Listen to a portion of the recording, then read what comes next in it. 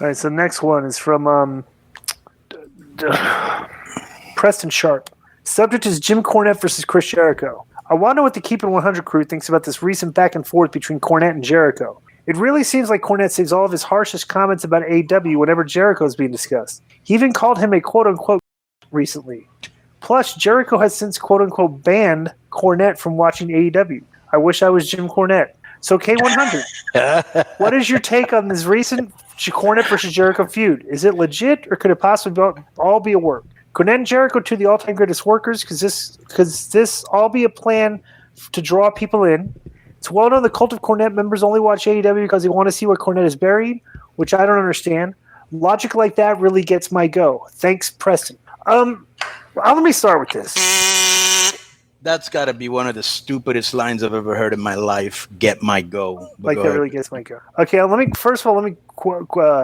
me say this. Okay, being a professional wrestling trainer, been in the business for 26 years and stuff, everything, I am entertained by watching AEW because the style is so completely different than stuff that I was brought up with, that if I was a trainer and I was like an agent at their show, I'm telling you things when I watch a match is that if the guys came back through the curtain, this is what I would say, right?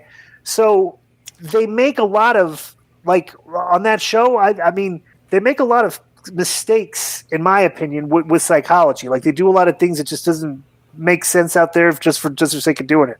I listen to Cornette a lot, okay, when he does these reviews on these shows, because he's usually, I'd probably say 95% of what he says is what we say.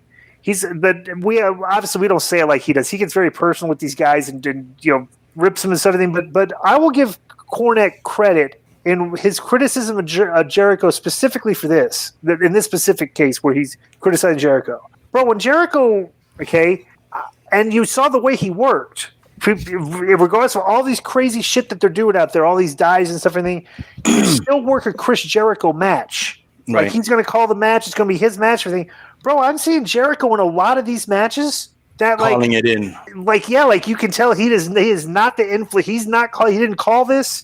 He's just worried about his stuff. And I'm saying it's like he's given up on trying to structure some of these AEW matches with logic. And he just, I've seen him. I've seen it. It's like the matches don't. He's just doing. Look at his last match with Orange Cassidy, bro. It's just an AEW match, that any AEW guy would have with all the million false finishes, and I'm sorry, is Cornette's correct in that aspect of his criticism. Now, Cornette hates him for having a concert up in South Dakota, but bro, there's like no cases in South Dakota. It's like a big deal.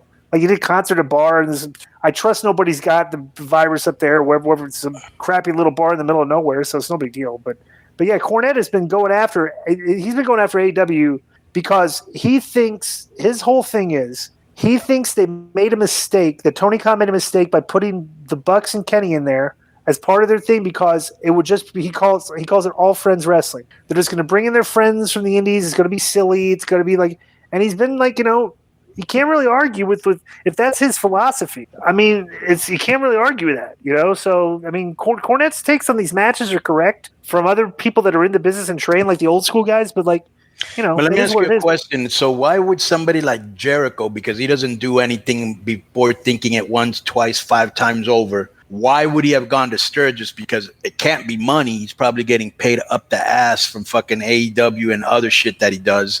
Was he trying to promote an album? Why would he go over there anyways? I'm not saying I don't give a shit. I'm not like judging. What he would likes be to the work. Yeah, I think he just. Why has he been doing? He just wants to play. Chris is like Nash. Like, Nash is still hustling out there, just making. But he has. Here's the thing. This is a weird thing. Okay, you look at a guy like Chris Jericho and like a guy like Nash, a guy like you, right? And you like to work. Like, you got your fingers in a bunch of stuff. Right. This is going to get off a little, not political rant. Okay. Right. But you're hustling, you're working a lot, you're traveling a lot, you're working hard on things. Bro, it's like there's a feeling right now that as Chris may, and the thing is, Chris could stop working today. Right. And just be set for life.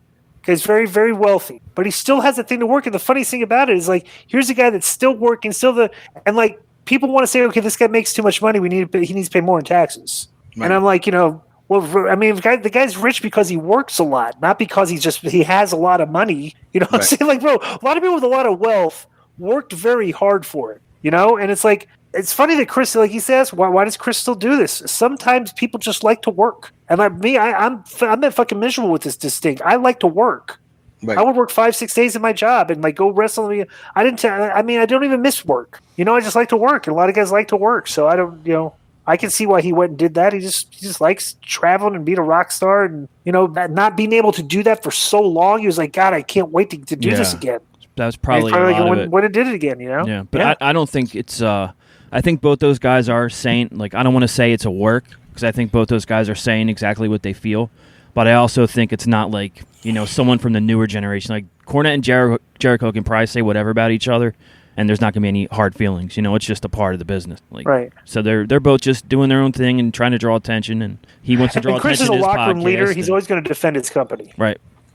You know, he'll always defend his company. Well, I will criticize his. I mean, I said, you've seen it. He's out there.